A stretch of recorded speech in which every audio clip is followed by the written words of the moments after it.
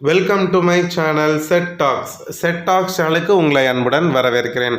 ரொம்ப நாளைக்கு அப்புறம் ஒரு சப்ஸ்கிரைபர் சக்ஸஸ் ஸ்டோரி தான் ஃப்ரெண்ட்ஸ் பார்க்க போகிறோம். வருமானமே இல்லாமல் லட்சக்கணக்கில் சேமித்து வச்சுருக்கக்கூடிய நம்மளோட ஒரு ஹோம் மேக்கர் சப்ஸ்கிரைபரோட ஒரு இமெயிலை தான் ஃப்ரெண்ட்ஸ் பார்க்க போகிறோம். இவங்க நம்மளோட ஆரம்பத்திலிருந்தே நம்ம சேனல் ஆரம்பத்திலிருந்தே நமக்கு சப்ஸ்கிரைபராக இருந்துட்டு வராங்க. 2 to 3 டைம் வந்து எனக்கு மெயில் பண்ணியிருக்காங்க. நான் வந்து அவங்களோட கொஷின்ஸ்க்குலாம் நான் ஆன்சர் பண்ணியிருக்கேன். ஸோ அவங்க வந்து பார்த்திங்கன்னா லாஸ்ட்டு 5 இயர்ஸ் நம்ம சேனல் ஆரம்பித்தது 2020 ஆரம்பித்தோம். கிட்டத்தட்ட நம்ம சேனல் ஆரம்பிக்கிறதுக்கு முன்னாடியே அவங்களுக்கு சேவிங்ஸில் இன்ட்ரெஸ்ட் இருந்திருக்கு. நிறைய வீடியோஸ் பார்த்துருக்காங்க. பட் நம்ம சேனல் பார்க்க ஆரம்பித்ததுலேருந்து பார்த்திங்கன்னா ரெகுலராக பார்த்துருவாங்க. கமெண்ட் பண்ணுறாங்களோ இல்லையோ எனக்கு எப்படியும் வந்து ஒரு வருஷத்தில் 2-3 டைம் மெயில் பண்ணிடுவாங்க.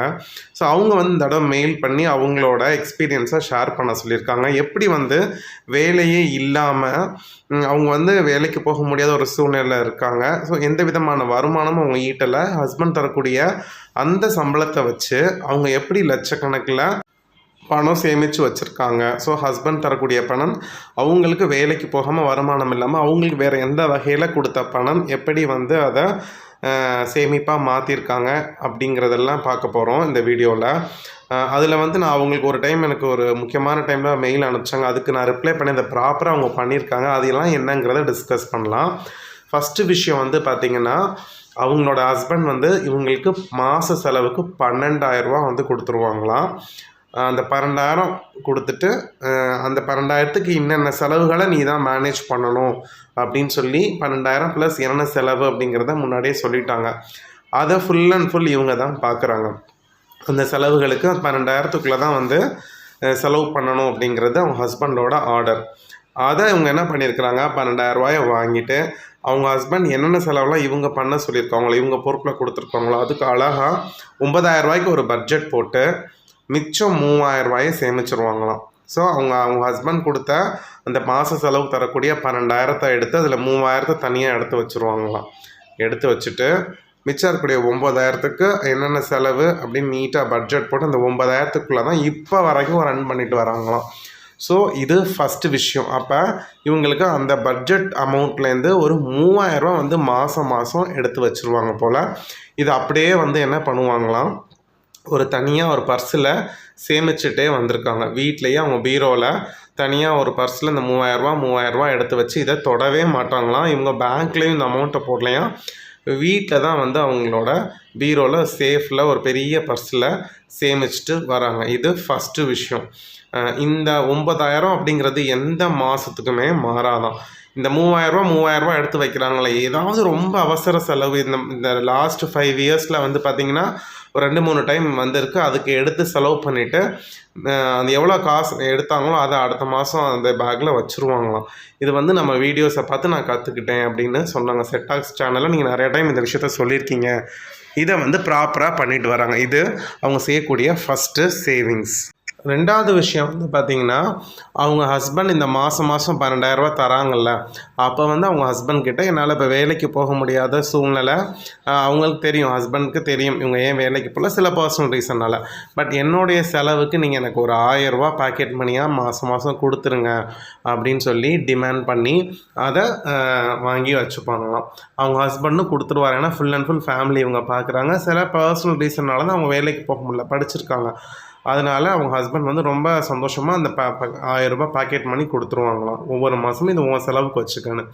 ஸோ இந்த 1,000 ரூபாயில் ஒரு 500 ரூபாயை எடுத்து மாதம் ஆக்சுவலாக பார்த்திங்கன்னா போஸ்ட் ஆஃபீஸ் ஆர்டி போட்டுட்டு வந்திருக்கிறாங்க. மிச்சம் 500 ரூபாயை அவங்க கையில் வச்சுப்பாங்களாம். அவங்களுக்கு எதுவும் செலவு தேவை அப்படின்னா அதுலேருந்து செலவு பண்ணிப்பாங்களாம். இல்லைனா அவங்க செய்யக்கூடிய சிறு சேமிப்பில் அதை போட்டுருவாங்களாம். இது 2வது இவங்க செய்யக்கூடிய சேமிப்பு. ஒரு ஆர்டி ஓப்பன் பண்ணி இதை இந்த மேவோட முடிய போகுதுன்னு சொன்னாங்க. 5 வருஷமாக அந்த ஆர்டி கட்டிட்டு வராங்களாம் 500 ரூபாயா. இது 2வது சேவிங்ஸ். 3வது விஷயம் வந்து பார்த்திங்கன்னா, கொஞ்சம் நாளைக்கு முன்னாடி ஒரு 4 இயர்ஸ்க்கு முன்னாடின்னு வச்சுக்கோங்களேன், கரெக்டாக 4 இயர்ஸ்க்கு முன்னாடி தான் அவங்க வந்து எனக்கு ஒரு மெயில் போட்டிருந்தாங்க. இந்த மாதிரி அவங்க அம்மா வீட்டில் ஏதோ ஒரு சொத்தை வந்து விற்றுருக்குறாங்க. விற்றுட்டு இவங்களுக்குரிய ஷேர் வந்து ஒரு 5 lakhs வந்து இவங்களுக்கு வந்திருக்கு. அப்போ அன்எக்ஸ்பெக்டடாக இந்த அமௌண்ட் வந்த உடனே அவங்க என்ன பண்ணாங்க, ஒரு 4 இயர்ஸ்க்கு முன்னாடி எனக்கு மெயில் போட்டாங்க. இந்த மாதிரி எனக்கு வந்து எங்கள் அம்மா வீட்டிலேருந்து ஏதோ சொத்து பிரித்தப்ப ஏதோ வர வேண்டிய ஒரு ஷேர் 5 lakhs எனக்கு பல்காக வந்திருக்கு. இதை வந்து நான் எதில் இன்வெஸ்ட் பண்ணட்டும்? இதை நான் இப்போ எடுத்தேன்னா செலவு பண்ணிடுவேன். பட் இது கையில் வச்சுருக்கிற வரைக்கும் எனக்கு சேஃப் கிடையாது. அதனால் நான் எதில் இன்வெஸ்ட் பண்ணேன் அப்படின்னு சொல்லி என்கிட்ட கேட்டிருந்தாங்க. அப்போ நான் அவங்களுக்கு மெயில் போட்டிருந்தேன். நீங்கள் வந்து போஸ்ட் ஆஃபீஸில் மந்த்லி இன்கம் ஸ்கீம், அதாவது MIS அப்படின்னு சொல்லி ஒரு ஸ்கீம் இருக்குது. அதில் நீங்கள் பல்காக போட்டிங்க அப்படின்னா, பல்க் அமௌண்ட் போட்டிங்கன்னா மாதம் அதுக்கான வட்டியை நம்ம அக்கௌண்ட்டில் போட்டுருவாங்க. போஸ்ட் ஆஃபீஸ் சேவிங்ஸ் அக்கௌண்ட்டில் வந்துடும். நீங்கள் அப்படி வரக்கூடிய வட்டியை எடுத்து என்ன பண்ணுங்கள், செலவு பண்ணாதீங்க. எகெயின் அந்த வட்டிக்கு அதே 5 இயர்ஸ்க்கு வந்து பார்த்தீங்கன்னா இன்னொரு RD ஸ்டார்ட் பண்ணி போட்டுருங்க அப்படின்னு சொல்லி அப்போ கால்குலேட் பண்ணப்போ அந்த 5 lakhsக்கு அப்போ 3000 சம்திங், அதாவது 3000 சொச்ச ரூபா வந்து மாதம் வட்டி வரும். இவங்க போய் என்ன பண்ணியிருக்கிறாங்க, நான் சொன்ன மாதிரி MISல இன்வெஸ்ட் பண்ணிவிட்டு அடுத்த மாதத்துலேருந்து அவங்களுக்கு அந்த 3000 ரூபா 3000 சொச்ச ரூபா அந்த அக்கௌண்ட்டில் விழுந்துடும், சேவிங்ஸ் அக்கௌண்ட்டில் வட்டி. அந்த வட்டியை எடுத்து என்ன பண்ணுவாங்க, 3000 ரூபாய்க்கு இன்னொரு RD ஓப்பன் பண்ணி இந்த 3000 ரூபாயை RDயில் இன்வெஸ்ட் பண்ணியிருக்காங்க. ஸோ அந்த வட்டியை இன்னொரு RDயில் இன்வெஸ்ட் பண்ணி அதுக்கு இன்னொரு 5 வருஷம் கழித்து பார்த்திங்கன்னா வித் வட்டியோடு நமக்கு பல்க் அமௌண்ட் கிடைக்கும். 5 வருஷம் கழித்து இந்த 5 லட்ச ரூபாயும் உங்களுக்கு திரும்பி கிடச்சிரும். ஸோ இதில் இன்வெஸ்ட் பண்ணுங்கள், உங்களுக்கு அப்படியே கொஞ்சம் சேமிப்பு பெருக்கம் அடையும் அப்படின்னு நான் சொல்லியிருந்தேன். இவங்க கரெக்டாக அதை ஃபாலோ பண்ணி உடனே MISல போட்டு மாதம் 3000 ரூபா கரெக்டாக வந்துடுமா. அதை இப்போ 4 வருஷமாக இன்னொரு RDயில் கட்டிகிட்ருக்காங்க.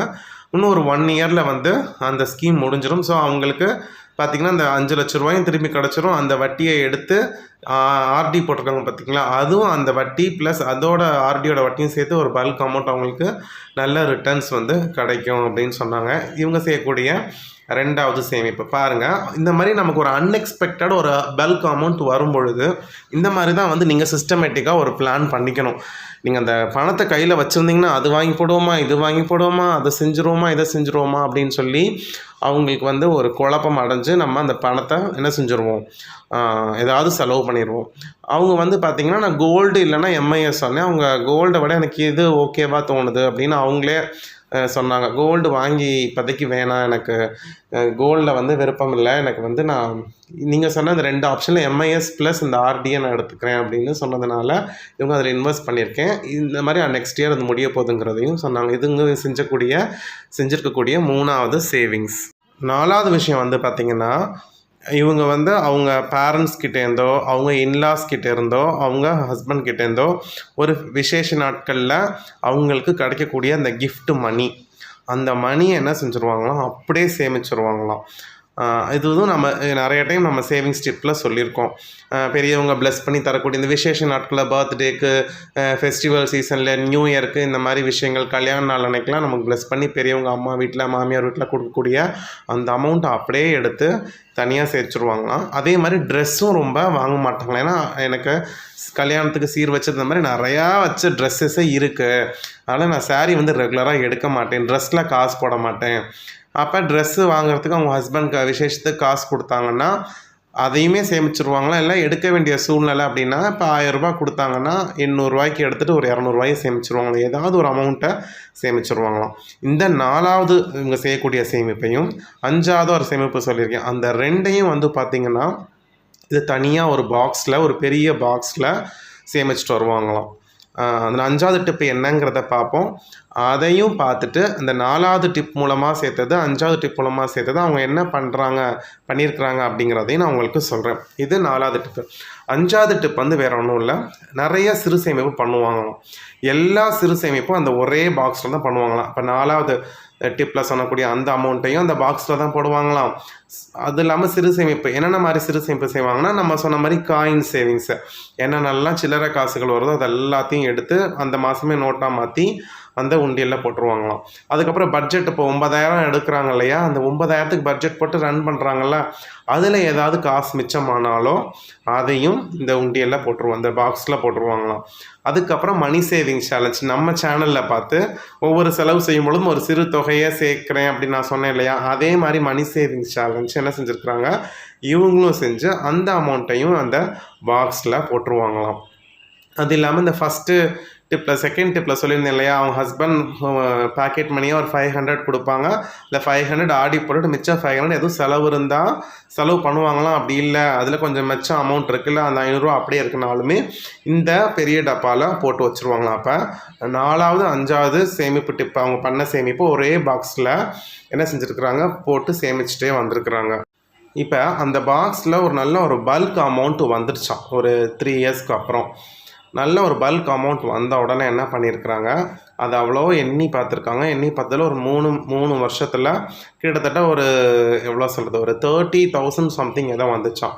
அந்த 30,000 கொண்டு போய் என்ன செஞ்சுட்டாங்கன்னா, அப்படியே போய் ஒரு ஃபிக்ஸட் டெபாசிட்டு ஆரம்பித்து அதில் போஸ்ட் ஆஃபீஸ்லேயே அந்த டேர்ம் டெபாசிட்லாம் ஃபிக்ஸட் டெபாசிட்னு சொல்லுவாங்க, அதில் போய் சேர்த்துட்டாங்களா. ஸோ முழுக்க போஸ்ட் ஆஃபீஸில் தான் சேர்த்துருக்காங்க. ஸோ அவங்க கையில் கிடச்சக்கூடிய எல்லா அமௌண்ட்டையும் அழகாக பிளான் பண்ணி சேமித்து அதை என்ன செஞ்சுருக்குறாங்க, அழகாக இன்வெஸ்ட் பண்ணிட்டாங்க.